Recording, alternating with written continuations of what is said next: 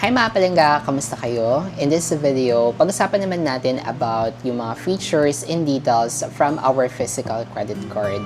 I've been working at a fintech company, kaya naman I am confident enough to discuss to you about this topic. So I have here one of my credit card, which is Union Bank Visa Platinum Rewards card na gagamitin natin as an example. Pero for security purposes, dahil hindi ko maibigay sa inyo mga details ng card ko, of course, lalagay ko na dito sa screen yung mga parts ng card na nakikita ko para ma-explain ko sa inyo ng maayos. So yung physical features ng ating credit card mga palangga is almost the same lang din with our debit cards. Yung nga lang, pinagkaiba lang nila is yung source of funds. So sa debit cards natin, nakalink siya sa ating either savings account or checking account.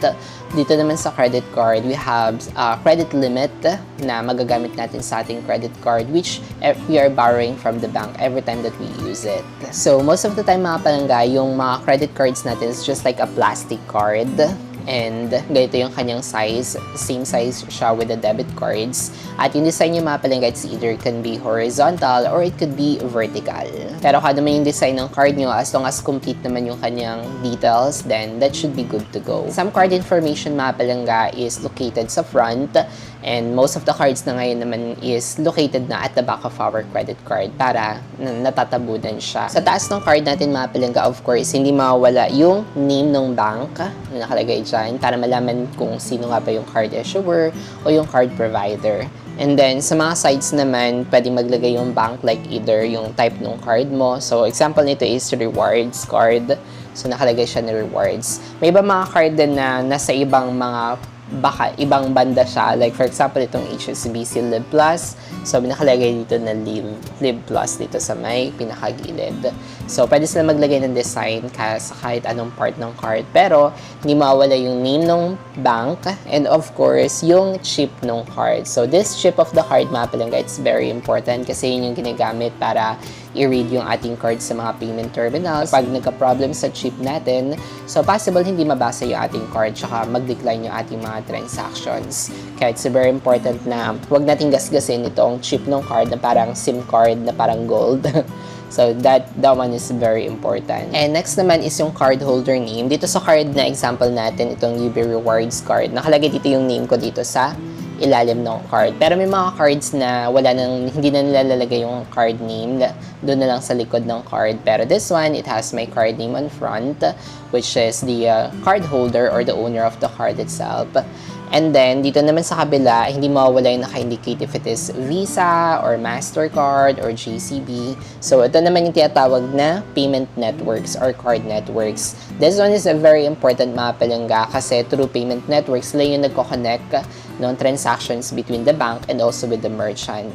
So, kung si merchant ay nag-accept ng Visa, then we can use our card na Visa cards. Pero kung hindi sila nag-accept ng Visa, then hindi natin siya magagamit. So, yun yung indication whether the merchant is accepting our card or not. May mga credit cards na yung mga details is nasa harap na, like yung card number, expiration date, and also yung name. Pero this one, for our example, for UB Rewards, yung kanyang mga details or card information is nasa likod na ng card, which is really good naman para nako-cover siya in case na gusto natin siyang takpan. Di ba, isang side na lang talaga yung pwede nating takpan. So, check natin yung nasa likod. Yung nasa likod naman ng card, hindi mawawala yung etong parang guhit, ayan yan. So, this one is called magnetic stripe or magnetic strip. So, this is a very important mga palangga kasi ito yung ginagamit ng mga card reader kapag ikakaskas natin yung card. Usually sa mga grocery stores, so di kaya sa mga shopping malls, diba? Instead of tapping our card or inserting our card, yung iba doon is kinakaskas pa yung card. So, ito yung ginagamit nila sa pagkaskas nang sa gayon, mabasa nila yung ating card. Nakikita din tayong parang Wi-Fi logo, katulad niyan. That means yung chip ng ating card is compatible sa mga tap-to-pay options. So, instead of swiping our card or inserting our card, kapag nag-accept sila ng tap-to-pay, like yung itatap lang natin yung ating card sa mga payment terminals, and then that's it. Mapaprocess na agad yung ating transaction. So, kung meron yung Wi-Fi symbol, so that means compatible siya for tap-to-pay option. And one of the sensitive information sa card natin, which is very required, is yung 16-digit na card numbers. So, itong card numbers natin mga palangga is very important, especially kapag gagamitin natin siya, kapag babayaran natin yung ating credit card bill. So, most of the time, hinihingan tayo ng 16-digit card numbers. Or kapag gagamitin natin yung card pambayad sa mga online transactions. So, hingi siya ng card numbers. And next naman na sensitive information sa card natin is the expiration date. So, yung expiration date mga palangga usually nakaano lang siya format of month and year. So, that one is a very important mga palangga kasi kapag ipaprocess natin yung ating mga transactions online gamit yung ating credit card as a payment method, so hihingin din yung ating expiration date. So, dyan natin mag-reflect whether the card is still valid or not. And dito nga sa example na card natin mga palangga, even though nag-reflect yung name ko at the front of my card, nilagay din ng bank yung name ko at the back of my card para complete talaga yung details. At itong white space naman na ito mga palangga is for signature. So, may mga cards na nakalagay na not valid without signature. Pero, itong card code na ito is wala naman naka-indicate kung valid ba siya or hindi kung may signature. Pero nakalagay dito, by signing or using this card, you agree to the terms of the issuance and use as this may be amended. So, parang optional naman siya whether we're going to put a signature or not. Pero much better na lagyan nyo na rin ng signature mga palangga kasi may mga merchants na very strict pa rin sila. Like, if wala sila nakikita ng signature or minsan kasi ginagamit nila yung signature to match your identity. Like, kapag nag-request sila ng ID, tapos minamatch nila if nagmamatch or kaparehas nyo ba yung signature. So, ginagamit nila yan ng iba mga merchants for security purposes. Kaya it's much better na rin naman nalagyan siya ng signature para hindi tayo magkaroon ng issues sa mga future payments natin with our credit card. At katabi naman ng ating signature is yung 3 digits code at ang tawag doon ay CVV or CVC. So, most of the cards mga palangga are 3 digits code lang talaga yung CVV. Pero may card na or may iba mga card network na 4 digits like yung Amex. So, 4 digits naman sa mga Amex. Pero sa atin, like Visa or Signature or other types of cards, so lagi siyang 3 digits yung CVV or CVC. And this 3 digits code, mga palangga, is very important and very sensitive information kasi yan yung security code natin o para magiging passcode ng ating card. Ginagamit ito mga palangga sa mga online payments na nangihingi ng CVC or CVV kasi required talaga yung CVV and or CVC para ma-complete yung mga online transactions natin. So, kapag may nanghihingi niyan sa inyo mga palangga, whether it's a bank representative or kung sino man, that means gagamitin nila yung card natin for online payments. Kaya, do not share it to anyone. Dapat tayo lang gumagamit ng ating CVV or CVC sa mga online transactions talaga natin. May mga napapansin ako mga card holders na lalagyan nila ng sticker. Dinidikatan nila ng sticker para in case na gamitin nila yung card, if someone will take a picture dun sa card natin. So, hindi nila makita yung CVV kasi nakatakipan or natakpan siya ng sticker. So, it's up to you naman mga palangga. At ito namang parang ibon na nakikita natin sa gilid, yung kumikinang, nagsushine kapag naiilawan. So, ang tawag dyan is hologram. And this is one of the very important feature ng card natin kasi it validates the originality of our card against forgery and for finishing. So, kung na-publish talaga yung card natin and this is the original card na na-publish sa atin ni bank, so it should have the hologram. In some parts of our physical card din mga palangga is na naka-indicate din doon yung contact number or customer service ng ating bank.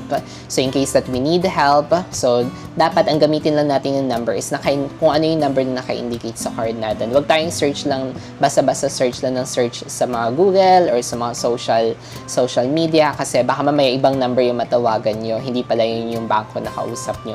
Kaya much better to use kung ano yung nasa card or ano yung contact number na naka-indicate sa ating card kapag mag-reach out tayo sa mga customer service o sa bangko natin. And one of the most important information din na hindi naka-indicate sa ating physical card is tinatawag na card PIN.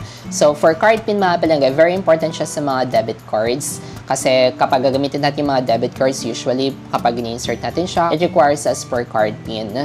While with credit cards naman mga palangga, hindi na siya kailangan pa ng card PIN kapag gagamitin natin siya sa mga transactions. So we can use our card by swiping, inserting our card or tap to pay, and hindi na siya nag-require ng card PIN. So yung card PIN yung mga palangga is applicable lang siya for cash advance. Like kapag take advantage natin yung cash advance, tapos mag-withdraw tayo ng pera sa mga ATM. So most of the time, hihingan talaga tayo ng 6-digit PIN code. Kaya kailangan siya ng card PIN. So to summarize, there are 4 sensitive information sa cards natin mga palangga na dapat wag nating i-share sa iba.